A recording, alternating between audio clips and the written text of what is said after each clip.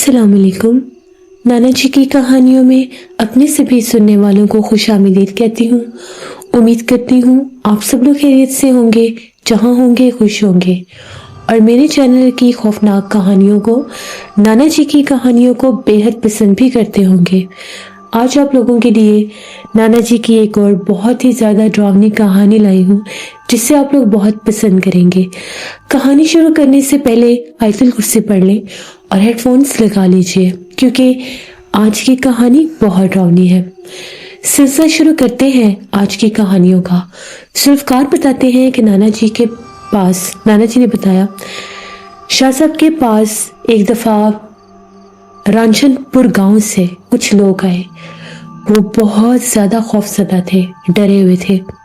जो ही वो आकर शाह साहब के पास बैठे, एक आदमी कहने लगा, उसकी आवाज़ जो भी सुन ले और उसे कुछ ना दे तो वो मार देती है। तभी दूसरा बोला, शाह साहब हमें बचा ले, वरना वो हमारे गांव के सभी लोगों को मार देगी। शाह साहब ने पूछा, किसकी बात कर रहे हो, कौन मार देगी, और किसकी आवाज़ सुन लो तो वो मार देती है। उनका ये कहना था, हमारा गांव चूंकि एक कदीम पुराना गांव है, हमारे गांव में आज भी सड़कें कच्ची हैं, मकान कच्चे हैं, लोगों की जिंदगी सादा है। हम लोग खेती बाड़ी करके अपनी जिंदगी उसी तर्जो तौर से गुजार रहे हैं जैसे हमारे बड़े आबा अजदाद गुजारा करते थे। हमारे गांव में ऐसे बहुत से मकामात हैं जहां पर जिन्नात, भूत प्रेत, चुड़ैलों आफतों के बसेरे हैं, जिनमें सरे फहरिस्त हमारे गांव में हिंदुओं के दौर का एक पुराना मंदिर भी है। कहा जाता है वो मंदिर करीब 100 साल पुराना है। पाकिस्तान इंडिया बनने से पहले जब सब इकट्ठे रहते थे तब का वो मंदिर है। जब पाकिस्तान अलग बना, इंडिया अलग हो गया, तो उसके बाद बहुत से लोग इंडिया चले गए, वहां से आबादियां चली गईं। उसके बाद वो मंदिर बिल्कुल सुनसान और खाली हो गया, क्योंकि वहां पर कोई था ही नहीं जो वहां पर जाता। कदीम अरसे तक खाली रहने के बाद कुछ जादूगरों ने, कुछ ऐसे लोगों ने वहां पर जादू के अमलियात किए, जिसके बाद वो जगह सेबज़दा हो गई।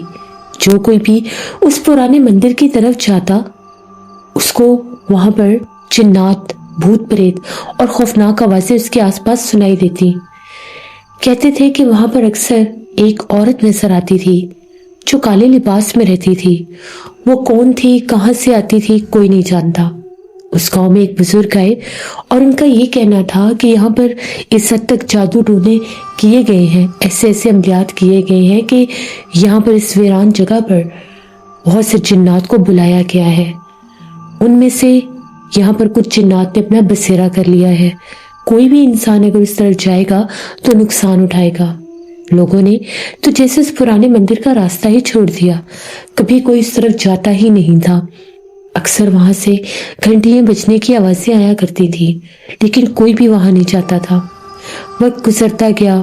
हमारे बड़े हमें हमेशा समझाते थे कि गांव की जो बाहर वाली सड़क है, उस पर से देर रात के वापस नहीं आना, क्योंकि बाहर वाली सड़क के करीब ही वो इलाके लगते थे जहां पर वो कदीम पुराना मंदिर भी था और जहां पर वो सारे वीरान रास्ते भी थे। सुनने में ये भी आया है कि उस सड़क के आसपास कहीं एक पुराना शमशान भी होता था, जो वह गुजरने के साथ साथ और भी आज सेबज़दा हो गया।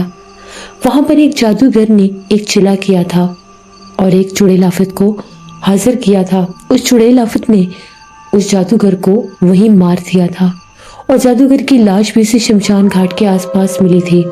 तब से वो जगह बहुत आज सेबज़दा हो गई।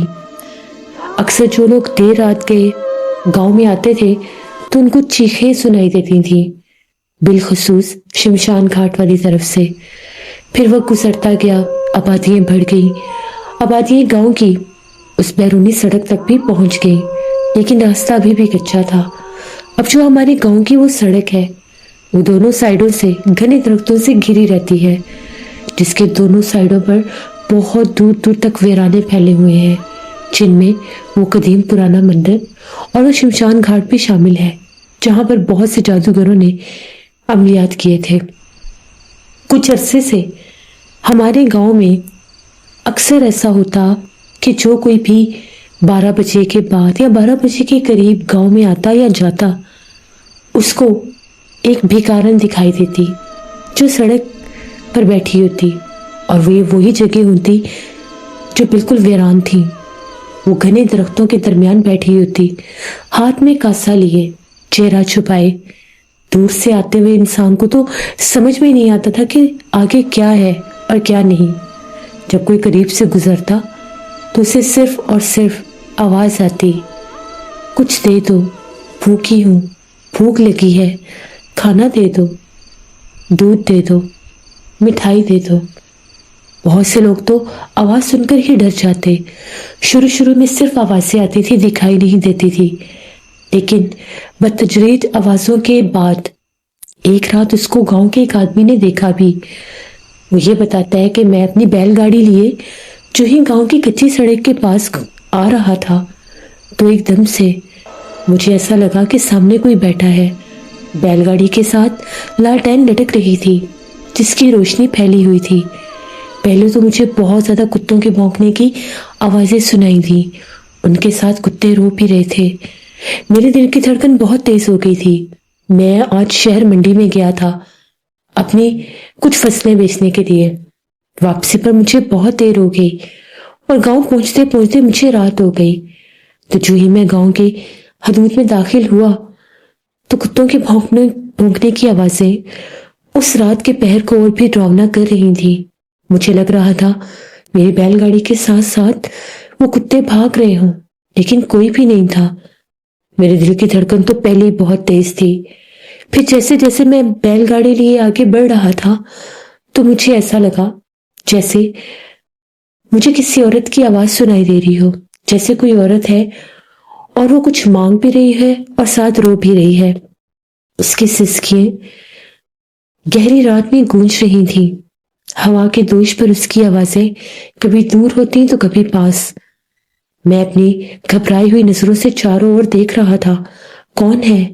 میں نے 2 بار پوچھا بھی، کون ہے یہاں؟ لیکن مجھے کوئی دکھائی نہیں دیا۔ تبھی لالٹین کی مدھم روشنی میں نے کیا دیکھا کہ سامنے سڑک کے کنارے ایک عورت بیٹھی ہے، ہاتھ میں کاسا لیے۔ یہ کون سا ٹائم ہے بھیک مانگنے کا؟ آج سے پہلے تو کبھی گاؤں کی سڑک پر کوئی بھکارن نظر نہیں آئی، پھر یہ کون ہے؟ وہ بھی اتنی رات کے؟ جیسے جیسے میری بیل گاڑی اس کے قریب ہوتی جا رہی تھی اس کی آواز اور بھی ڈراؤنی ہو رہی تھی۔ وہ چیخ رہی تھی، رو رہی تھی، کھانا مانگ رہی تھی۔ میرے پاس تو کھانے کی کوئی چیز نہیں تھی۔ جو ہی میں اس کے پاس سے گزرنے لگا اس نے کہا، کھانا دے دو، مٹھائی دے دو، بھوک لگی ہے، دودھ دے دو۔ میں نے اسے کہا، کون ہو؟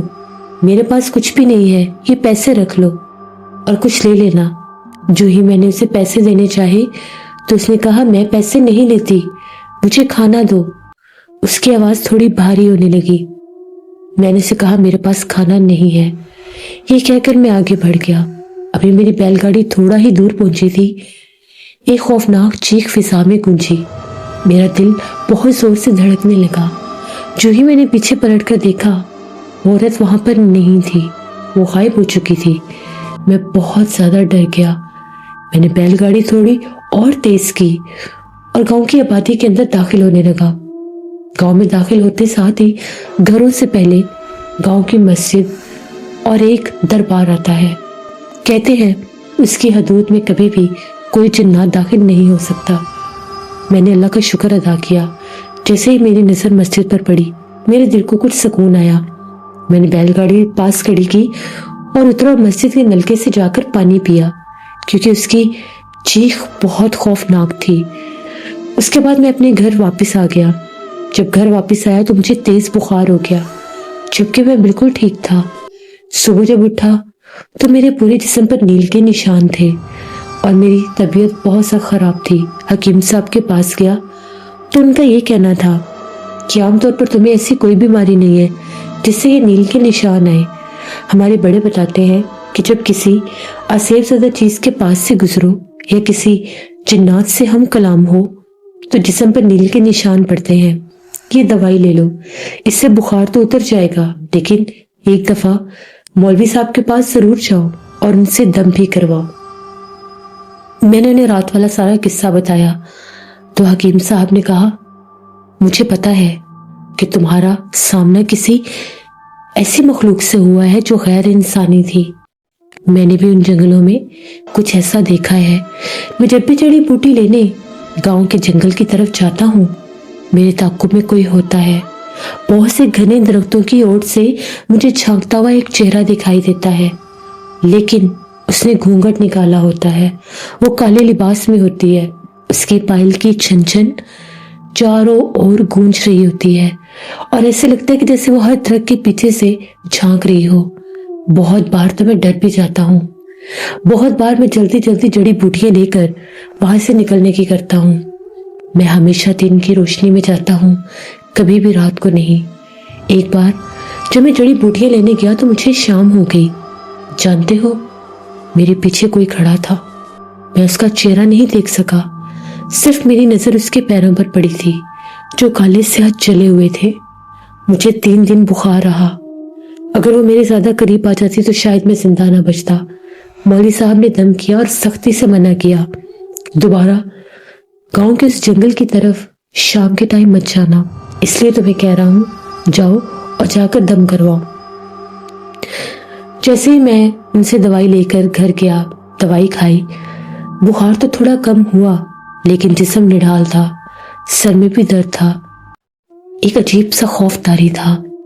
میں مولوی صاحب کے پاس گیا، انہیں رات والا سارا قصہ بتایا کہ میں نے نلکے سے پانی بھی پیا تھا، تو مولوی صاحب کا بھی وہی کہنا تھا کہ وہ ایک ڈائن تھی، چڑیل تھی، جو اس ویرانے سے نکلی تھی اپنی بھوک مٹانے۔ اب وہ باہر تک آ گئی ہے۔ پہلے وہ ویرانے میں بھٹک رہی تھی، لگتا ہے اس کو آدم کی بو آئی ہے، اس لیے وہ باہر آ کر بیٹھ گئی ہے۔ اس سے اب ہم کلام نہیں ہونا، کوشش کرو کہ اس کی آواز کانوں میں نہ ہی پڑے۔ دور سے اگر کوئی سسکی سن لو تو قدم پیچھے ہٹا لو، چاہے گاؤں کے اندر آ رہے ہو یا گاؤں سے باہر، وہیں سے راستہ بدل جاؤ، کیونکہ جو بھی اس کی آواز سن لے گا اور اسے کچھ نہیں دے گا تو وہ شاید اسے جان سے بھی مار دے۔ میں ڈر گیا، میں نے کہا، مولوی صاحب، میں نے تو اس کو کچھ بھی نہیں دیا، کیا وہ مجھے مار دے گی؟ مولوی صاحب نے کہا کہ نہیں، تم نے پیسے تو دیے نا؟ اس نے لیے نہیں۔ اگر تم کچھ بھی نہ دیتے، اس کو یہ کہہ دیتے کہ میرے پاس کچھ بھی نہیں ہے، میں تمہیں کچھ بھی نہیں دوں گا، صاف منع کر دیتے، تو شاید ابھی تمہاری حالت کچھ اور ہوتی۔ تم نے مجھ سے 3 دن آ کر دم کروانا ہے اور دوبارہ فی الحال اس راستے پر نہیں جانا۔ میں نے کہا کہ ٹھیک ہے۔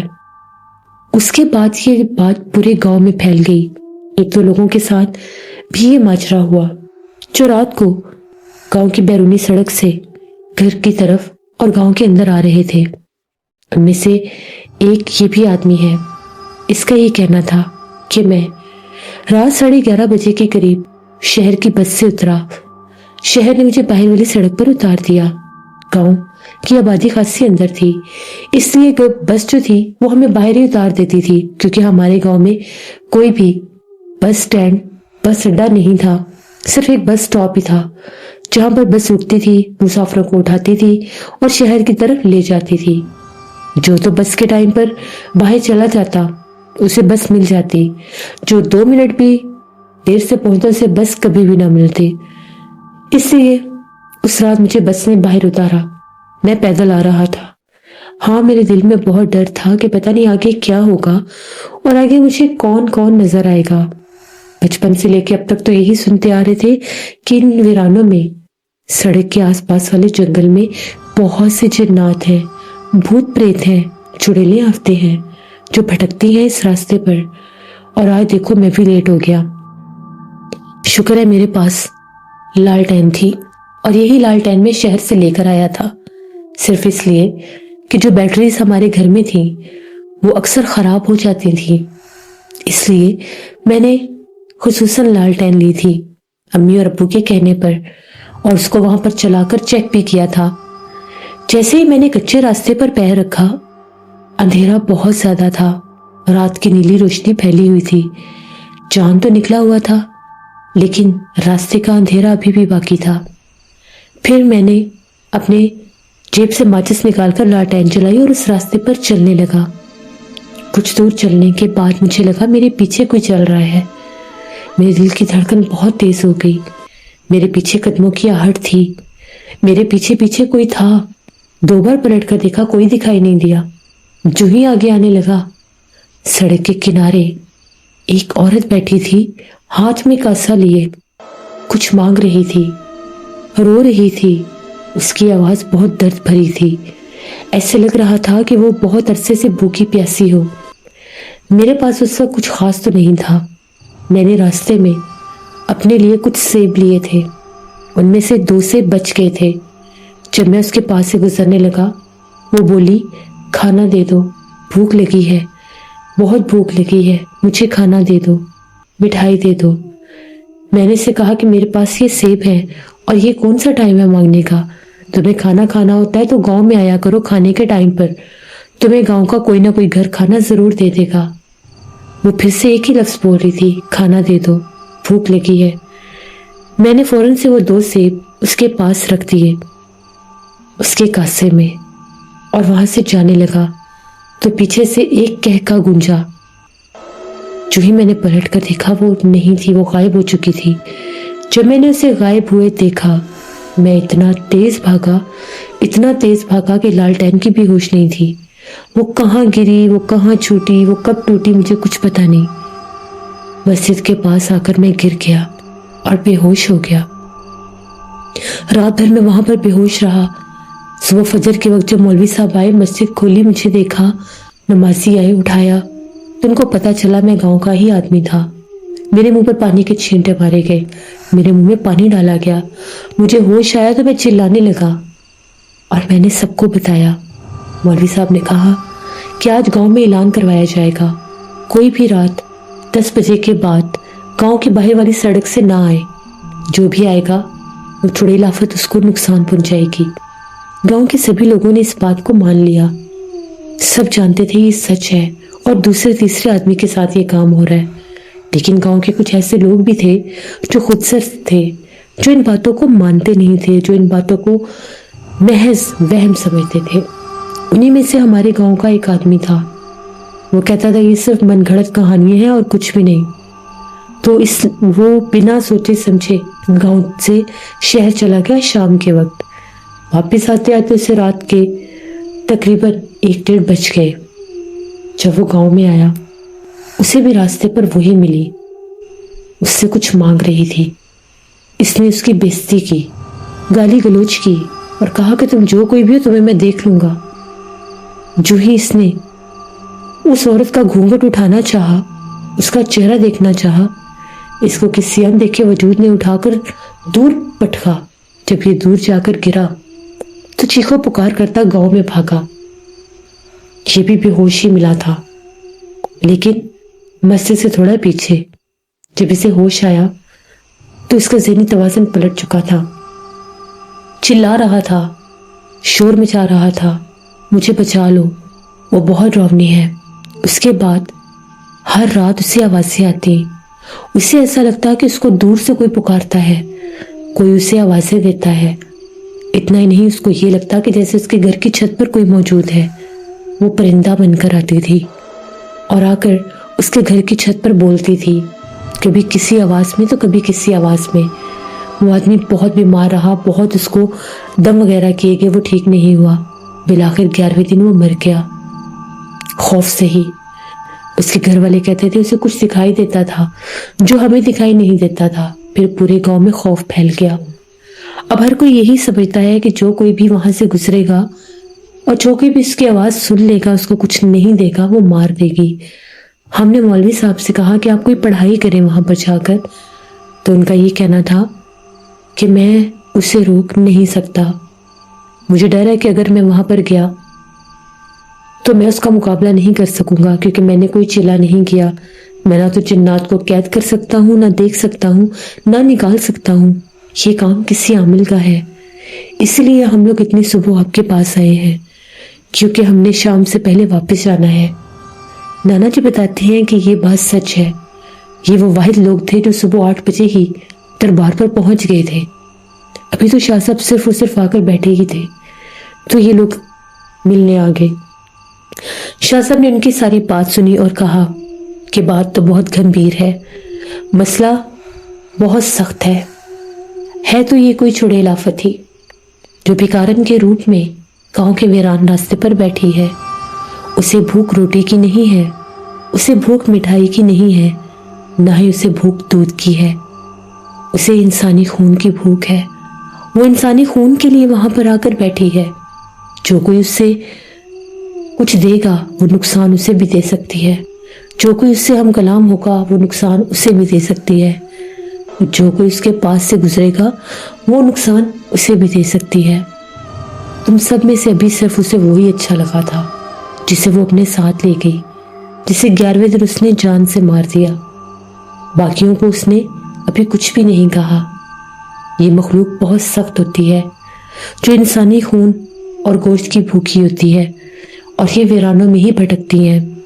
کہا یہ جاتا ہے کہ ان کو کوئی بہت بڑا جادوگر اپنے کسی عمل سے بلاتا ہے، اور اس کو بلایا بھی اسی لیے جاتا ہے کہ اگر کوئی بہت سخت کسی پر جادو ڈلوائے، اللہ معاف کرے کسی کو جانی نقصان پہنچانے کے لیے، تو اس چڑیل کو پھینکا جاتا ہے، اس چڑیل کو بھیجا جاتا ہے، اور یہ تب تک اس انسان سے پیچھے نہیں ہٹتی جب تک اسے جانی نقصان نہ دے دے۔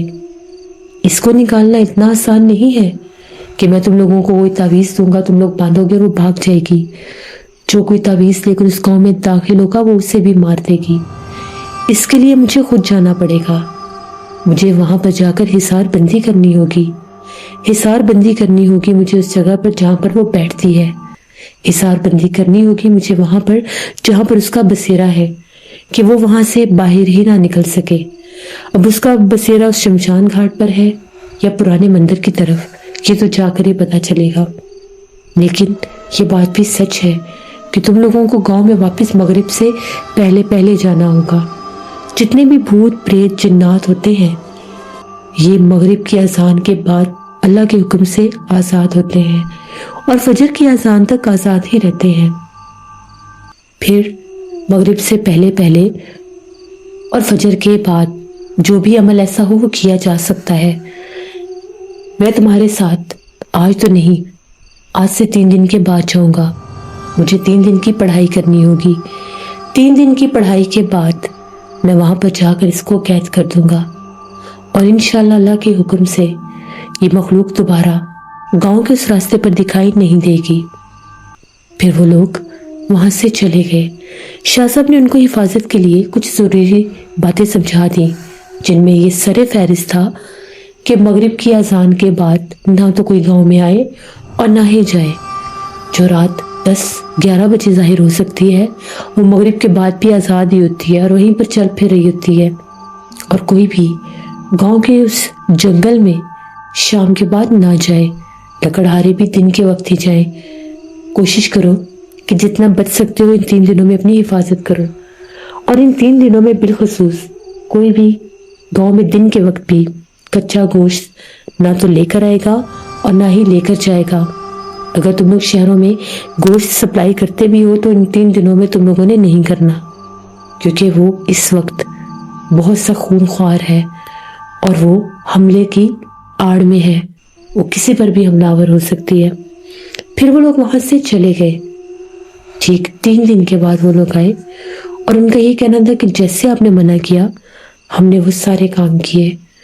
مغرب کے بعد نہ کوئی گاؤں میں آتا نہ کوئی جاتا، یہاں تک کہ پورے گاؤں میں اعلان کر دیا گیا اور گاؤں کی بیرونی حدود پر بھی لکھ کر لگا دیا گیا مغرب کے بعد اس گاؤں میں آنا منع ہے۔ اس کے بعد ہم لوگ آج بھی آپ کے پاس اسی لیے صبح آئے ہیں کہ آپ کو ساتھ لے جا سکیں۔ وہ لوگ صبح 7 بجے پہنچ گئے تھے۔ شاہ صاحب، نانا جی اور ان کے کچھ خادم ان کے ساتھ روانہ ہوئے اس گاؤں کی طرف۔ نانا جی کہتے ہیں ہم لوگ وہاں جلدی ہی پہنچ گئے تھے۔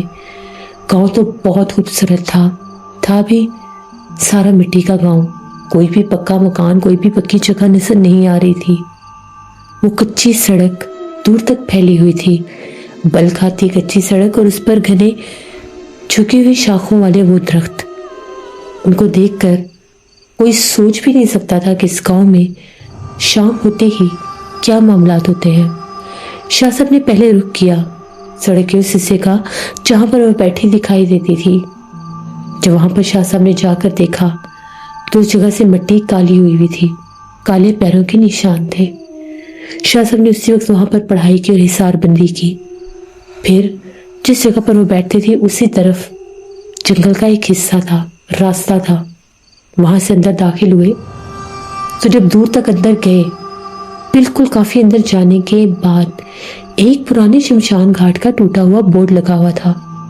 उसके कुछ टूटी दीवारों के आसार आज भी मौजूद थे, जिनमें उस पुराने दौर की वो सुर्ख ईंटें लगी हुई थी, जो बता रही थी कि यहाँ पर कभी किसी दौर में, किसी जमाने में कोई शमशान घाट मौजूद था। जब शाह साहब वहां पर पहुंचे तो शमशान घाट की तरफ से एक खौफनाक चीख गूंजी, जिसने पूरे माहौल में एक खौफ तारी कर दिया। ऐसा खौफ कि उसके बाद किसी की आवाज नहीं निकली। शाह साहब ने सबको पीछे रोक दिया। वहां पर पढ़ाई करने लगे। पढ़ाई करते करते शाह साहब ने उसी रास्ते के ऊपर हिसार बंदी शुरू कर दी। तभी दूर टूटी दीवार के करीब एक काले लिबास वाली औरत नमूदार हुई, सिर्फ और सिर्फ कुछ पल के लिए, और गायब हो गई। उस तरफ से वो जो टूटी हुई दीवारें थी वहां से कोई ईंटें फेंकने लगा। फिजा में वो ईंटें यहाँ वहां कोई फेंक रहा था। ये वही मखलूक थी जो हमला कर रही थी। लेकिन जहां जहां शाह साहब ने पढ़ाई और हिसार बंदी की थी वहां तक वो ईंटें नहीं आ सकती थी। फिर शाह साहब ने उस हदूद से लेकर बाहर सड़क तक हिसार बंदी की। उन दरख्तों के आसपास कील लगाए गए, उन दरख्तों के ऊपर तावीज बांधे गए, उस सड़क पर भी हदबंदी कर दी गई। और उसके बाद जो सड़क का दूसरा हिस्सा था, जो दूसरे वीराने की तरफ था, उसको भी जाकर देखा गया। उस तरफ भी कुछ जिन्नात थे, लेकिन ये वो जिन्नात नहीं थे जो इस तरह से अपना आप जाहिर करते या जानलेवा होते। बस वो ऐसे ही जिन्नात थे जो रास्ता गुजरते, यहाँ से गुजरते हैं, उनके काफले, उनके खानदान, उनके कबीले, वो नुकसान देने वाले नहीं थे। उस तरफ शाह साहब ने सिर्फ पढ़ाई ही की थी। फिर शाह साहब गांव में दाखिल हुए। गांव में देखा तो अल्लाह का शुक्र है, जो पहले मस्जिद थी और दरबार था, उसकी वजह से गांव में किसी भी जिन्नात या भूत प्रेत का बसेरा या दाखिला नहीं था। लेकिन वो कोशिश जरूर करते थे उस हदूद तक आने की, इसीलिए ये भी बेगारन के रूप में वहां पर बैठी हुई थी। अगर कोई गांव का आदमी इसको अपने साथ गांव में लेकर जाता तो ये दाखिल हो सकती थी, लेकिन खुद से ये अकेली गांव की हदूद में दाखिल नहीं हो सकती थी, मस्जिद की वजह से। उसके बाद शाह साहब ने पूरे गांव वालों को बताया कि उन्होंने उस औरत को वहां पर कैद कर दिया। वो शमशान घाट की तरफ रहती है, उस तरफ गलती से भी कोई ना जाए।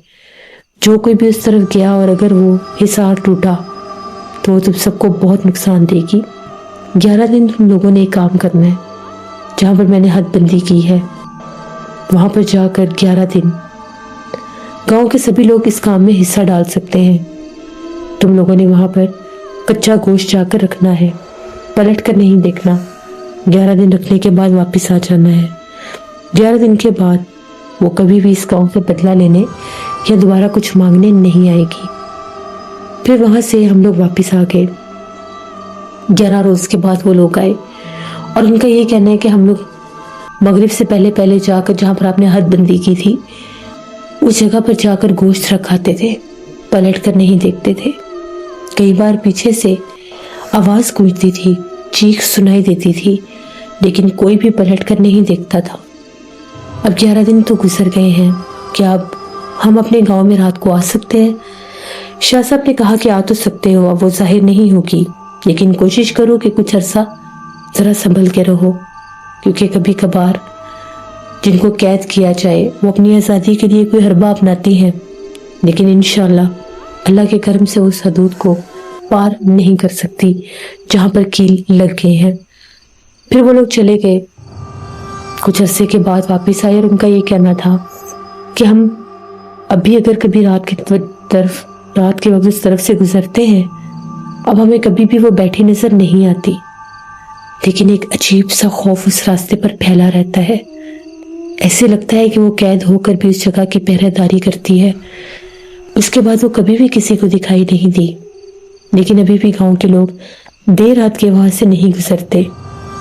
یہ کہانی تھی اس گاؤں کی جہاں پر ایک چڑیل آفت بے کارن کے روپ میں گاؤں کے ویران راستے پر بیٹھا کرتی تھی۔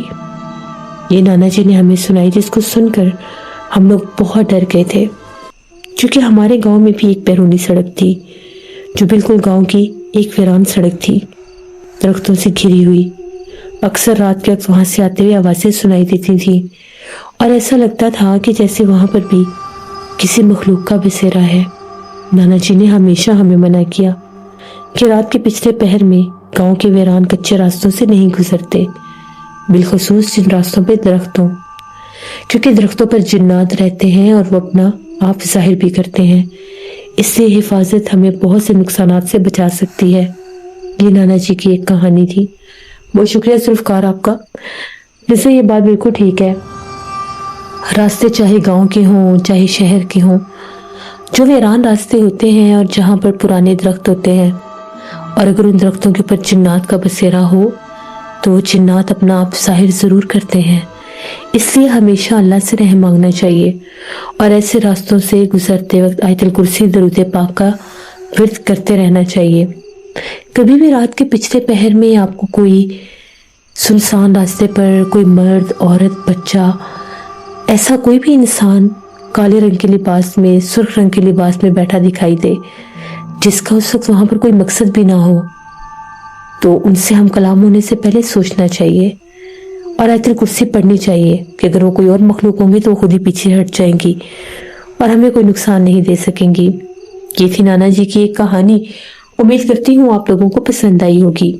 اپنا فیڈ بیک مجھے ضرور دیجیے گا۔ آپ لوگ بھی اپنی خوفناک کہانیاں شیئر کر سکتے ہیں ڈسکرپشن باکس میں دیے گئے ای میل آئی ڈی noshinmir57@gmail.com پر۔ اس کے علاوہ آپ لوگ مجھے کومنٹ باکس میں بھی سٹوری شیئر کر سکتے ہیں۔ انشاءاللہ پرسوں پھر ملاقات ہوگی کسی نئی خوفناک کہانی میں۔ Thank you for listening my stories. Stay tune. اللہ حافظ۔